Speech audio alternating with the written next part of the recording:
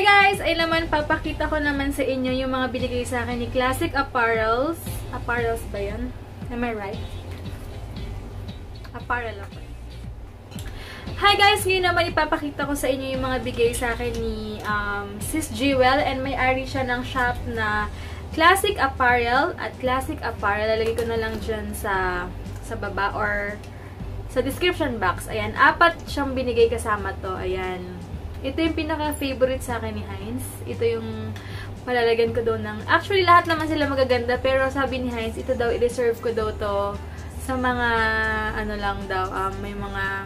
Pag gusto ko lang magsalamin na may okasyon or kung ano man. Yun, kung ayaw nyo paggamit sa akin everyday, maganda daw to. Pero, para sa akin, okay naman siya lahat. Ayan, itong app. May 3 pa ako in Super Cat's Eye. Yan, di ko alam yung tawag dito, guys. Pero, lalagay ko na lang yung post ni Sis Jewel sa Instagram niya. Dito na lang yata. Siguro dito na lang. Kung ano yung mga tawag dito. Kasi, hindi ko na siya, wala na akong time itanong sa kanya. Kasi biglaan yung pag-film ko. But anyway, ayan. Ito, ang ganda nito kasi meron siyang gold dito.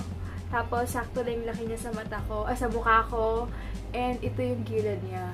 O, diba? Ang ganda lang. Ayan, ito siya. Ayan. And then, next naman, itong medyo golden. Ito. Ito naman siya. Ayan.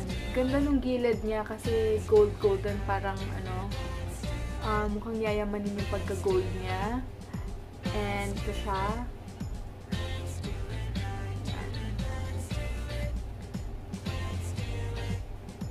Then, next naman, yung black. Maganda rin kasi may gold. Mahilig ako sa gold. Ewan ko ba. Yan din siya. Ayan. And then, next yung cat eye. Ayan.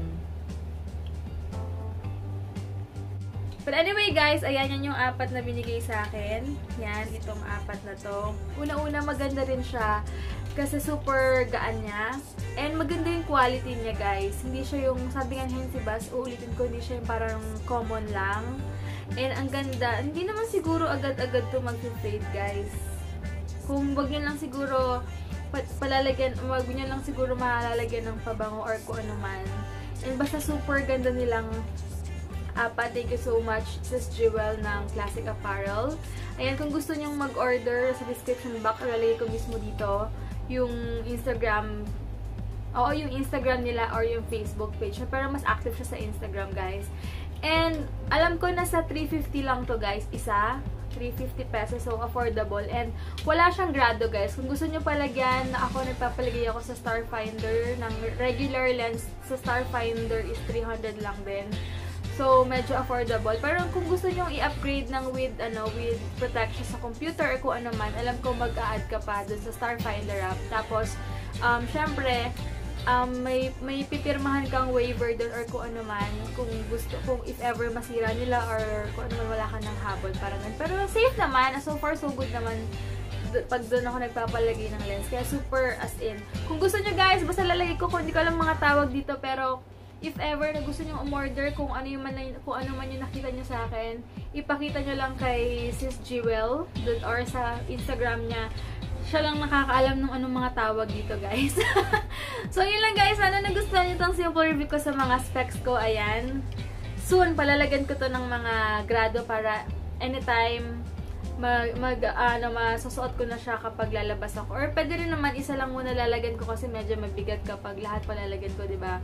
So isa-isa lang muna. Yung uunahin ko siguro yung gusto niya sa akin ito. Yan, lalagyan ko siya or tsaka ito. Or hindi. Basta, depende. Nalilito talaga ako, guys. Pero palalagyan ko siya ng lens paunti-unti. Papalitan ko para magamit ko siya dahil nga may astigmatism ako. Hindi ko kayang suotin to na buong araw na umaga hanggang gabi kasi nga medyo baka sumakit yung ulo ko. Kaya, soon, palalagyan ko. So, yun lang, guys. Kung gusto niyo order, follow niya lang siya. And, yun lang. Thank you for watching.